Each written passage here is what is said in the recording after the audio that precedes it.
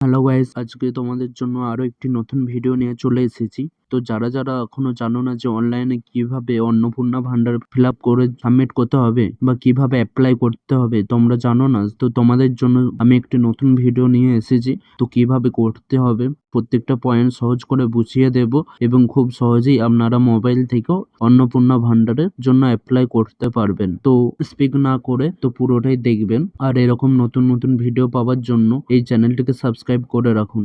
এইরকম একটা পেজ খুলে যাবার পর একটু নিচে দিয়ে স্ক্রল করবেন এবং লেখা থাকবে citizen and family log in. যেখানে লেখা থাকবে সেখানে ক্লিক করবেন। এখানে লেখা আছে সিলেক্ট ইওর ডিস্ট্রিক্ট। যেখানে লেখা আছে আপনার ডিস্ট্রিক্টটি এখানে লিখে দেবেন।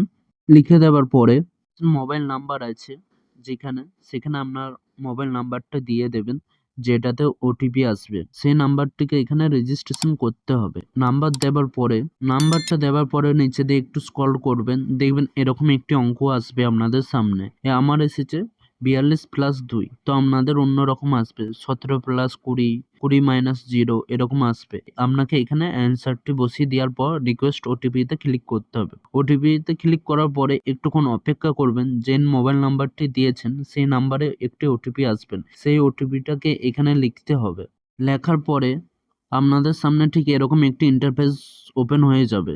তো এখানে কি কি ডকুমেন্টস চাইছে আর চাইছে সব এখান থেকে দিতে হবে আপনাদেরকে। তো এখানে প্রত্যেকটা পয়েন্ট আমি বুঝিয়ে দেব কিভাবে কি করতে হবে না করতে হবে। তো সেই জন্য স্পিক না করে ভিডিওটি দেখো। প্রথমেই আছে head of the name as per Aadhaar card, মানে আধার কার্ডে আপনি যার হেড অফ দ্য ফ্যামিলি নাম দিতে চাইছেন সেই নাম্বারটিকে আধার কার্ড অনুযায়ী এখানে লিখে দেবেন। আধার কার্ডে যা লেখা আছে সেম টু সেম এখানে লিখবেন। লিখার পরে ডেট অফ দ্য বার্থ, মানে হচ্ছে আপনি যার নাম দিয়েছেন তার আধার কার্ডে কি ডেট অফ বার্থ দেওয়া আছে সেই সংখ্যাটিকে এখানে লিখতে হবে। লিখার পরে আপনি জেন্ডার সিলেক্ট করে নেবেন, মেল না ফিমেল। তো যেটি হবে সেটি ওখানে ক্লিক করে দেবেন।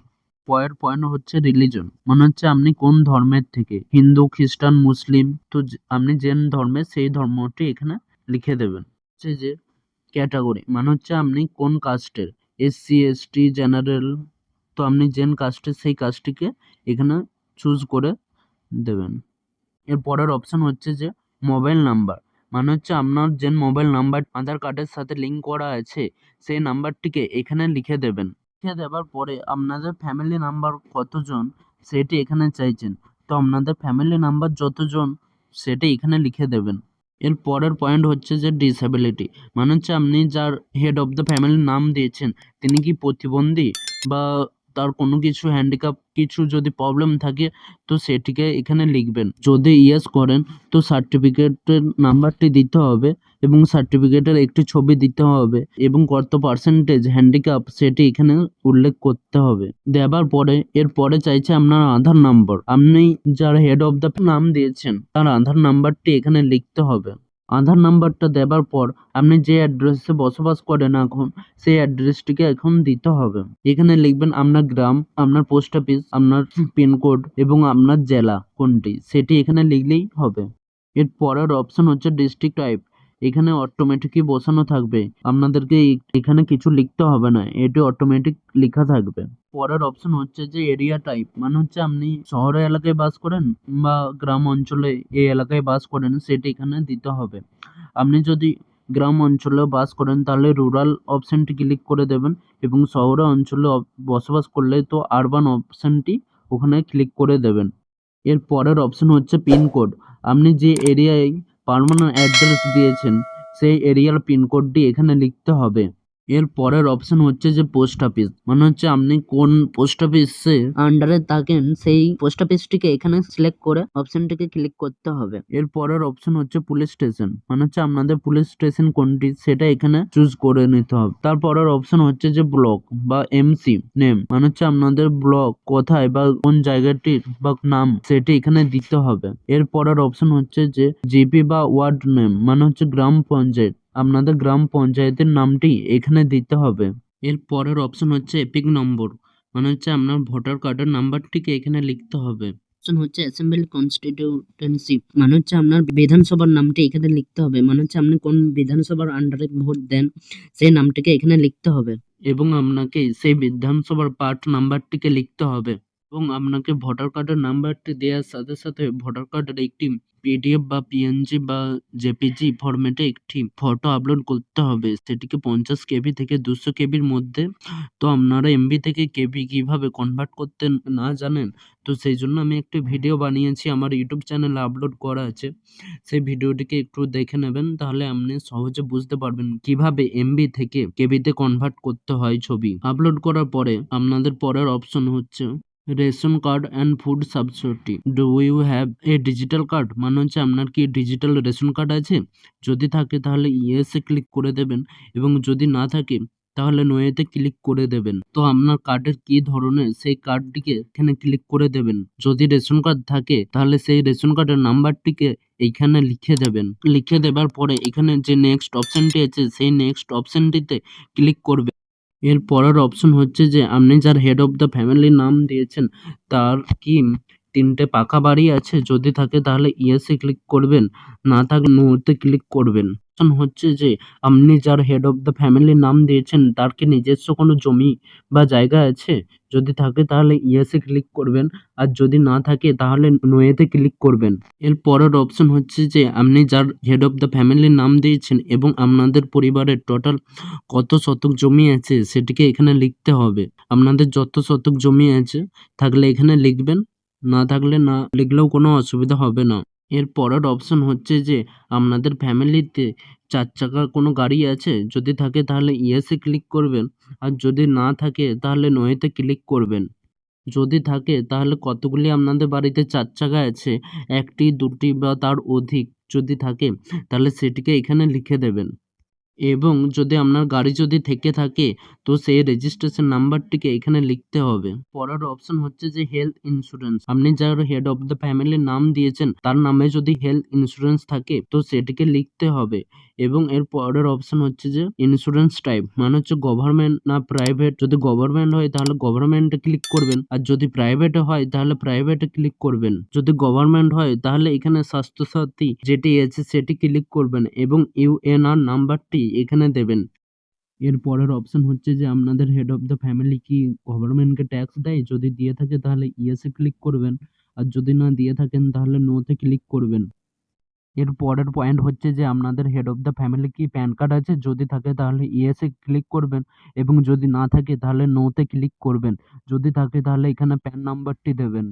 বছরে কত টাকা ইনকাম করে সেটিকে এখানে লিখতে হবে, এবং কি ধরনের কাজ করে, সরকারি, বেসরকারি, আনএমপ্লয়মেন্ট মানে হচ্ছে বেকার, পার্ট টাইম জব বা অন্য জায়গায় কাজ করে সেটিকে এখানে লিখতে হবে। এর পরের অপশন হচ্ছে যে হাইয়েস্ট এডুকেশনাল কোয়ালিফিকেশন, মানে হচ্ছে আপনাদের হেড অফ দ্য ফ্যামিলি কতদূর পড়াশোনা করেছেন, যতদূর পড়াশোনা করেছেন সেটিকে এখানে লিখবেন। এর পরের অপশন হচ্ছে যে আপনাদের হেড অফ দ্য ফ্যামিলির কোনো এমপি বা এমএলএর সাথে কি কোনো সম্পর্ক আছে? যদি থেকে থাকে তাহলে ইয়েস এ ক্লিক করবেন, আর যদি না থেকে থাকে তাহলে নো তে ক্লিক করবেন। এর পরের অপশন হচ্ছে যে আপনার হেড অফ দ্য ফ্যামিলি কি গভর্নমেন্ট থেকে কোনো পেনশন পান? যদি পান তাহলে ইয়েস এ ক্লিক করবেন, আর যদি না পায় তাহলে নো তে ক্লিক করবেন। এর পরের অপশন হচ্ছে যে মনে হচ্ছে আপনারা কি জিএসটি দেন? যদি দিয়ে থাকেন তাহলে ইয়েস এ ক্লিক করবেন, আর যদি না দিয়ে থাকেন তাহলে নো তে ক্লিক করবেন। যদি দেন তাহলে ইয়েস করবেন এবং জিএসটি নম্বরটি এখানে লিখতে হবে, লিখে দেবেন। লিখার পরে নেক্সট অপশনে ক্লিক করবেন। এর পরের অপশন যে আপনাদের ফ্যামিলির হেড অফ দ্য ফ্যামিলি কি সিএএ তে অ্যাপ্লাই করেছেন? যদি অ্যাপ্লাই করে থাকেন তাহলে ইয়েস এ ক্লিক করবেন, এবং যদি না করে থাকে তাহলে নট অ্যাপ্লাই ক্লিক করবেন। এবং অ্যাপ্লাই করা হয়েছে এবং ইস্যু করা হয়েছে তাহলে ইস্যুতে ক্লিক করে দেবেন।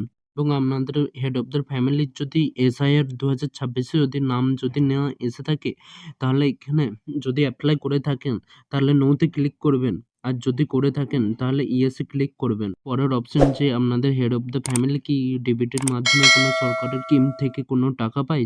যদি সরকার থেকে ডিবিটির মাধ্যমে কোনো টাকা পেয়ে থাকে তাহলে এখানে লিখবেন যে কোন স্কিম থেকে টাকা পায়, এবং আপনি যদি এটা যদি অফ করতে চান তাহলে এই সাইডে লেখা আছে নো অর ইয়েস। এখানে ইয়েস এ ক্লিক করলে আপনার যে প্রকল্প থেকে টাকা পান সেটি বন্ধ হয়ে যাবে, এবং আপনি যদি অফ করতে যদি না চান তাহলে এখানে নোটিস সিলেক্ট করে রাখবেন। সমস্ত কিছু ডকুমেন্ট দেওয়ার পরে এর নিচে লেখা আছে সেভ ড্রাফট, এটিতে ক্লিক করবেন এবং এখানে লেখা দেখাবে ড্রাফট সেভড সাকসেসফুলি। এর পরের অপশন হচ্ছে যে অ্যাড মেম্বার করবেন, এবং আপনি যা আপনাদের ফ্যামিলির যতজন আছে ততজনের এখানে ডিটেলস দেবেন। এখানে অ্যাড মেম্বার করার পরে আপনি যার নামটি দিতে চান আধার কার্ডে যে নামটি আছে সেই নামটিকে এখানে লিখবেন। সেম টু সেম এখানে লিখবেন। শুধু এখানে একটাই চেঞ্জ হবে, relationship with head of the family. মানে হচ্ছে আপনার সম্পর্কে আপনি যার হেড অফ দ্য ফ্যামিলির নাম দিয়েছেন তার সম্পর্কে আপনি যেটা হন সেটা এখানে লিখবেন।